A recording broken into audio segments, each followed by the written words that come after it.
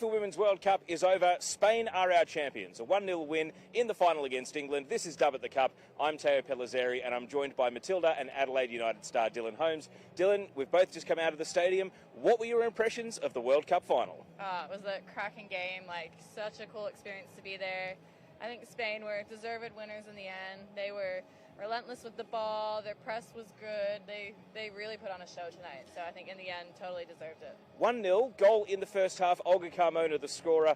Let's start with the goal. A fantastic finish, and the cliche as it goes, a goal worthy of winning any game. Oh, absolutely. That strike was as about far into that side netting as she could possibly get it, and yeah, a goal worthy of winning a World Cup final. It was a great strike. Let's talk about how it came about, though. Will some of the England players be waking up in a cold sweat about how they gave the ball away and got caught out on that half-field counter-attack? Yeah, I think so. I think it was a moment of, kind of England's own making, and, Lucy Bronze driving into the midfield, not really finding the pass, losing the ball, and then Spain going down that side that she's left free to score ultimately the winner. So yeah, I think it was kind of their own making. I found myself arguing with other mates that were sitting elsewhere inside the stadium about whose fault it was, because you watch the footage.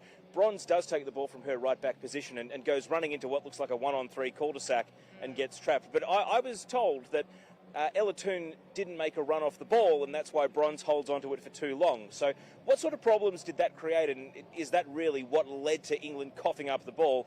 And of course Spain had to execute a very nice finish, but these things will get scrutinised because it is the World Cup final. Yeah, I think when you're playing against a team like Spain, and tonight through the game they showed how good they were in transition.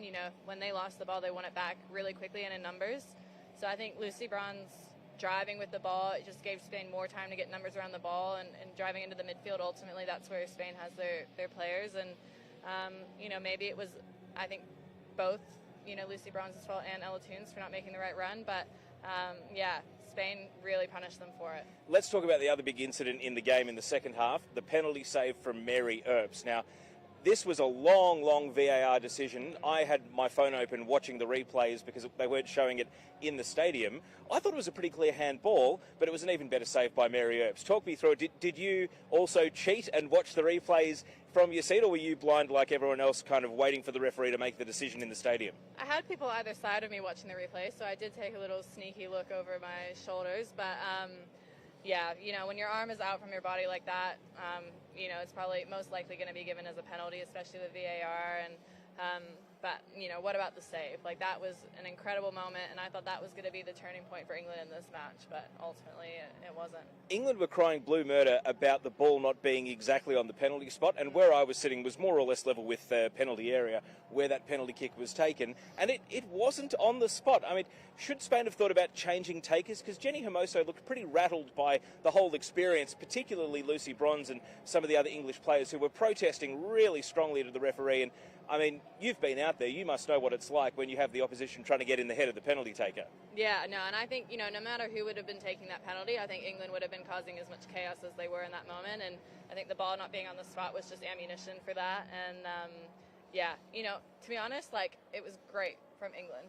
You're in a World Cup final, you're 1-0 down, you have to do whatever you can to disrupt Spain, and if they score that goal, that's pretty much the game over. So it was really smart from Lucy Bronze to put up such a stink about it. Now, you and I have been to quite a few games. We've both been to matches with Brazil, with Colombia. There weren't quite as many fans in the ground tonight. Obviously, it's the final. There's a lot more corporates, a lot more neutrals.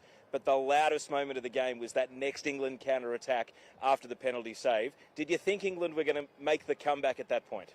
To be honest, I did. I thought the kind of momentum from that penalty save would lift the team, and the second half they had some really good moments, and when they kept the ball and they were able to find those openings, they looked really good. But ultimately, it didn't happen. And the board went up for 13 minutes of additional time, but Spain managed the game really well. Before we get into some of the smaller, finer talking points of the game, just when we got to the finish line, Spain holds on to win. What does it mean for them to be the world champions now? Yeah, it's an interesting one with everything that's been going on with that team. I think in some ways that sort of disruption can unite a playing group, and I think maybe that's sort of been forgotten through all the messaging we've gotten about Spain and everything they've gone through. So I think it seems like the players are really close and united, and obviously playing very well together. So Yeah, it's really interesting to think about what they've been through and how they've made it to the World Cup final, but they fully deserved it. They were amazing tonight. It's safe to say there's been a bit of a schism between mainstream media, which loves to make things consumable and bite-sized and short, and then the dedicated women's football media who are willing to go into depth, write the 50 tweet thread or the 2,000 word article or have the 1 hour podcast that actually breaks down the issues that Spain had with Jorge Vilda personally and also the Federation, and even Rubiales, the head of the Federation, who was there on the stage at the end of the game. And it's safe to say that divide, I've come down to the point of, they played the best football, they deserve to win, and yes, it might have been in spite of the coach and in spite of the Federation, but I don't think it's necessarily a net negative that they won the World Cup playing the best football, because football is what people will follow the leader of. No one's going to say, oh, that's how we should run our national federation. I mean, that's how I should coach a team. No. But they will see the football. But do you think it has, in a sense, been a bit of a bittersweet ending to the World Cup that Jorge Vilda and Rubiales, the president of the federation, get to stand up on the dais and say, hey, we're world champions too?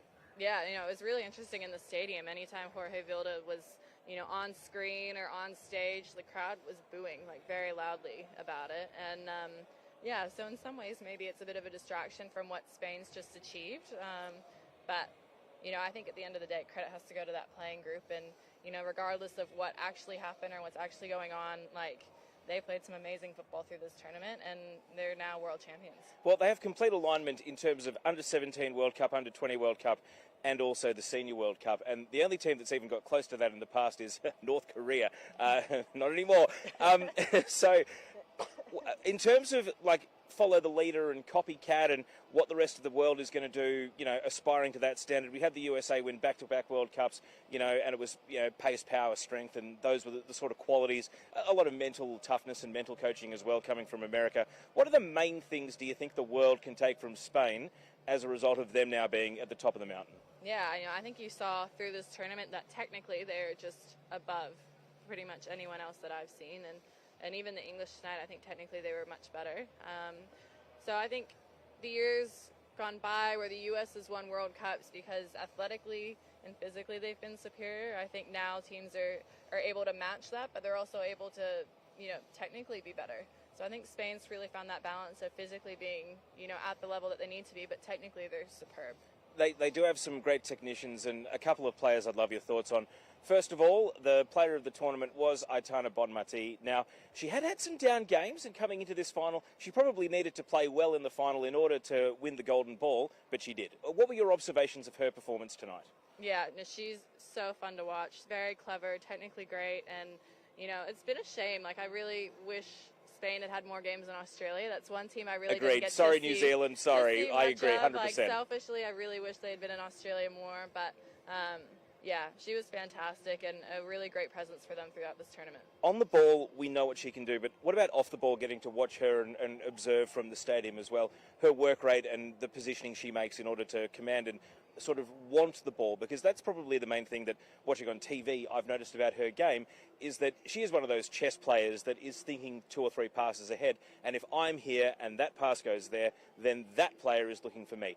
You're the player, though, so what's going through your head when you watch how she moves around the pitch? Oh, it's really fascinating. And, tonight I was sat up in level 6, row 44, so I got a really nice view of the entire pitch in my iframe, and, to see those movements and to kind of think what they're thinking in those moments and why they're making the movements they are, for me, it's really, really cool to watch, and hopefully I can take little bits from everybody I've seen this tournament and put into my game. Now, if Jenny Hermoso had scored the penalty, I would have been more than happy to give her player of the match, because the thing that really stood out to me was how much she protected the ball. It's amazing how often they would play it into her under immense pressure, and we saw how physical England were with Australia, but that physicality, whether it was Sama or whether it was Jenny Hermoso, they just didn't have anywhere near the same level of joy knocking players off the ball or, walking right up to the limit of a foul but not committing a foul. Yeah.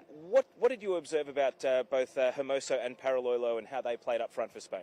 Yeah, no, they were great tonight, and I think, I completely agree. The way that they were able to maintain possession of the ball with pressure, with a lot of pressure, I think was key for Spain tonight.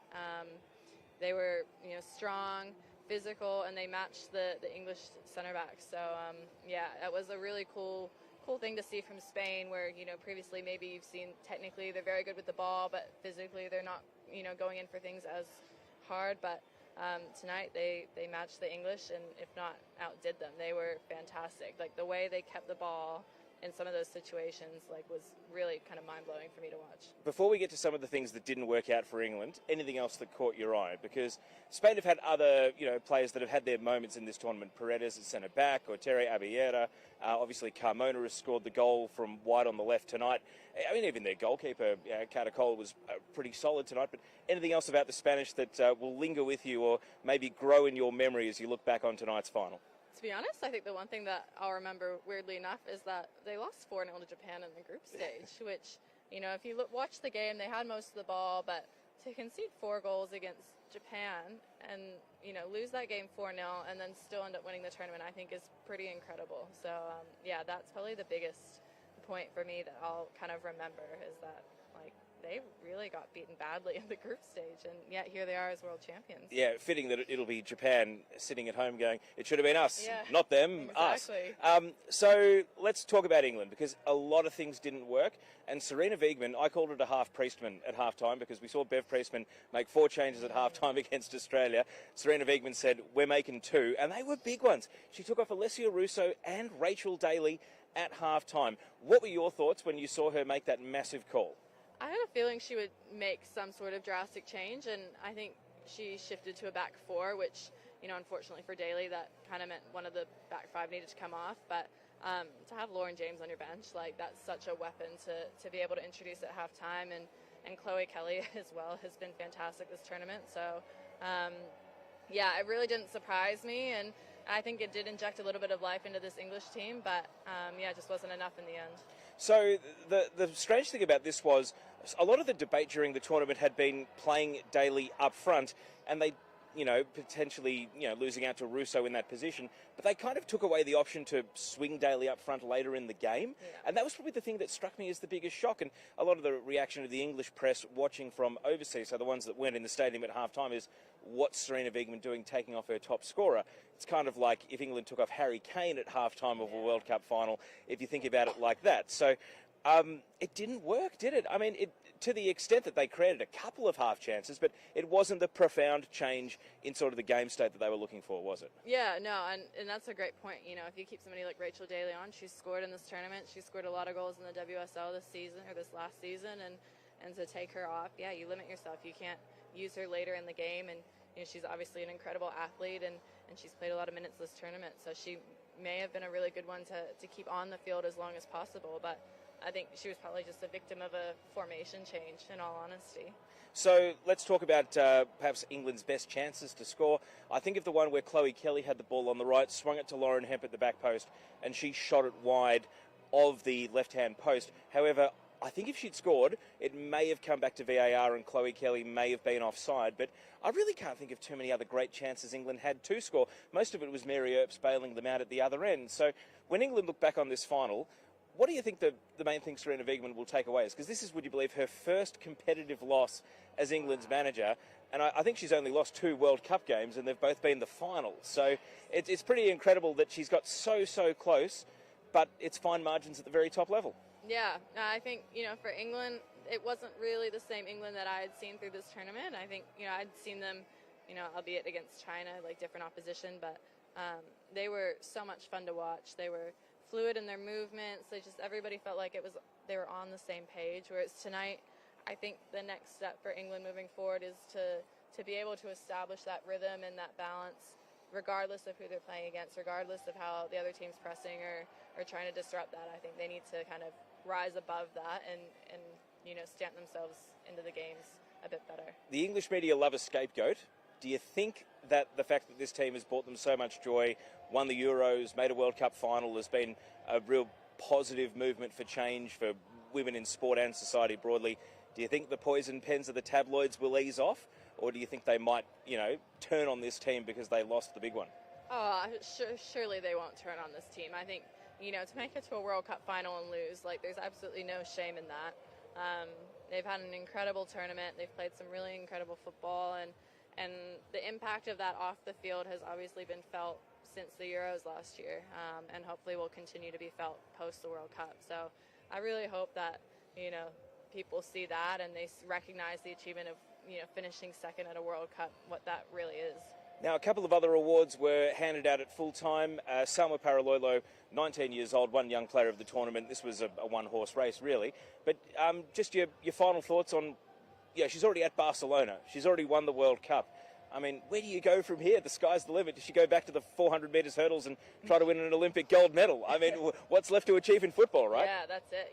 Maybe, go back to athletics and try and be champion of the world in another domain. But no, I think, when you're that young and you've achieved things like this at that age, I think what separates, the best players is that drive to want to achieve it again and to want to do more. And if she's at Barcelona at the age she is and she's, just won a World Cup, I think that desire to repeat those feats is just going to be amazing from her. So, yeah, I think she'll continue to grow and go on to bigger and better things, if that's even possible. Now, Mary Earps won the Golden Glove. I mean, she had a final for the ages. She had the point-blank save from Alba Redondo when the game was still 0-0, then the penalty save, and she was called upon a number of times in the second half to keep the score at only 1-0. Yeah. Is Zecira Musovic a little bit unlucky not to win the Golden Glove, or do you think, given how few goals England conceded on the way to finishing runner-up, and also Earps' performance in the final, plus the penalty shootout against Nigeria, that she deserves to get this award?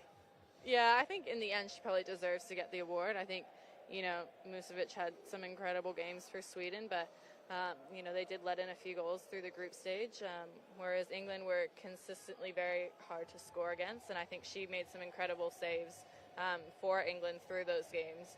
Especially, I remember her in the Nigeria game where England really struggled. She was really a big difference for England. So I think, all in all, probably very well deserved for Earps. All right, before we finish with a couple of big picture questions about Australia's role as co-host of this World Cup, just one last one on Spain. Do you think they work their issues out, or do you think we're reading about the players who won this World Cup going straight back on strike? Bon Mati has got the golden ball, is probably now in the best position to win the Women's Ballon d'Or. Do you think the players just go back on strike and say, all right, we came back, we won the World Cup, we showed you what we can do, but we're going to walk away again, and now you have to institute the change? Or do you think that maybe the leverage swings back in the Spanish Federation's favour?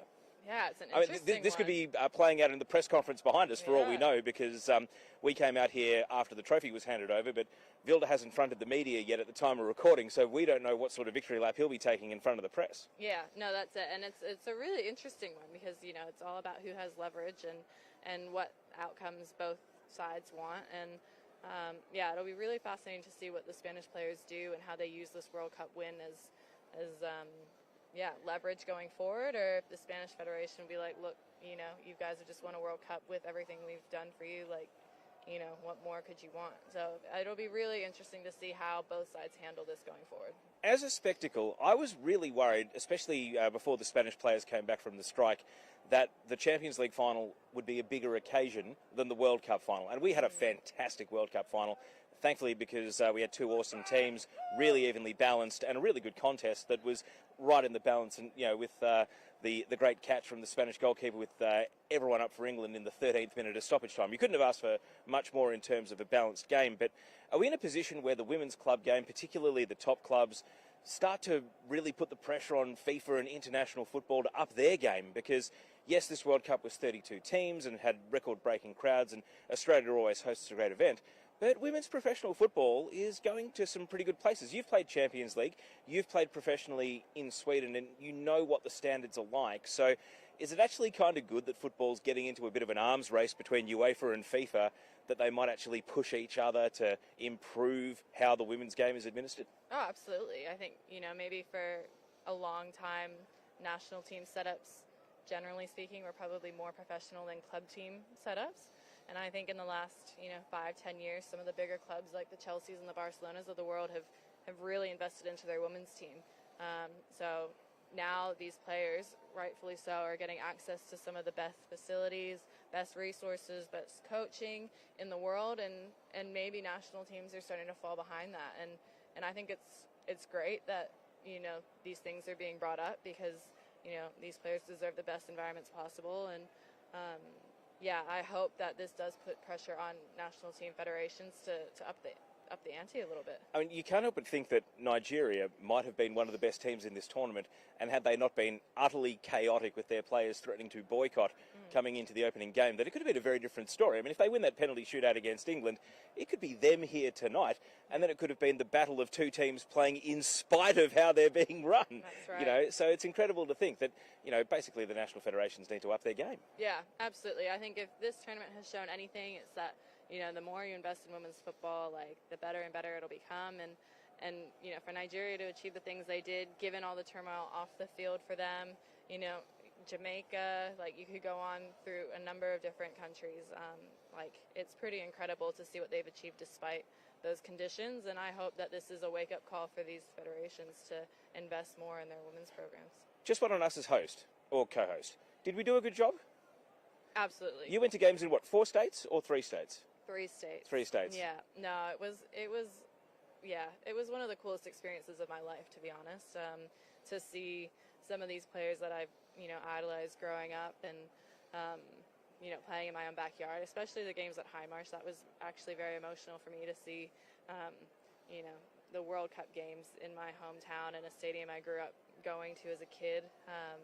So yeah, this World Cup's been amazing. It's incredible how it's united the nation, and just the atmosphere at games has been really special as well. Now, we know that the Adelaide players, they're great at giving back. We had Izzy Hodgson on Dub at the Cup a few days ago, and we know that, you know, if it's the kid that wants a selfie or an autograph over the fence, or just wants to say hello to you and get a hello back and a high five, and that's it.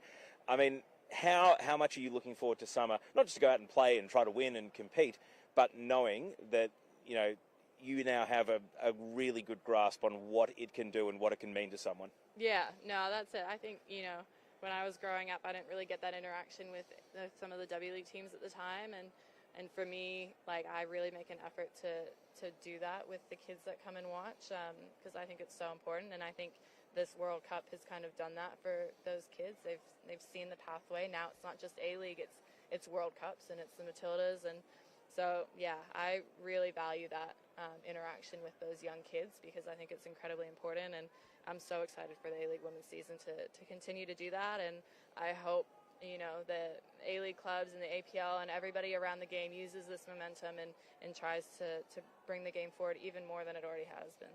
Well, certainly you can make the most of it too. If you are 16 and under, or you have family members who are 16 and under, you can sign them up for the Liberty A-League Pass. Go to keepup.com.au/LAP. Free entry for 16 and unders if you go and register for the Liberty A-League Pass. I think that's just about it. This is the penultimate Dub at the Cup. We'll be back with Pakua Frimpong and Grace Ma tomorrow with a podcast. We'll do team of the tournament. We'll tie up any loose ends, maybe do a little bit more on the Matildas as well, because tonight was all about the final and we haven't had any further fallout about the Matildas. But Dylan, you've been fantastic joining us on both the pre-show previews on social media, but also Dub at the Cup. Good luck for the A-League season. I look forward to commentating more of your goals and killer passes when you're playing them.